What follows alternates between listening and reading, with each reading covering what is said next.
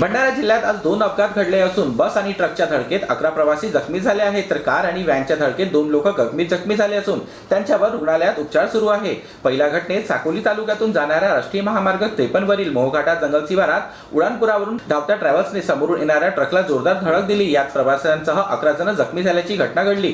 जखमीवर शासकीय रुग्णालयात उपचार सुरू आहे। या अपघातात ट्रक चालक संदीप पगारे राहणार गुलेवाडी जिल्हा अहमदनगर व ट्रॅव्हल्स चालक शुभम सिंह बल्ला राहणार जिल्हा रिवा हे गंभीर जखमींचे नाव आहे।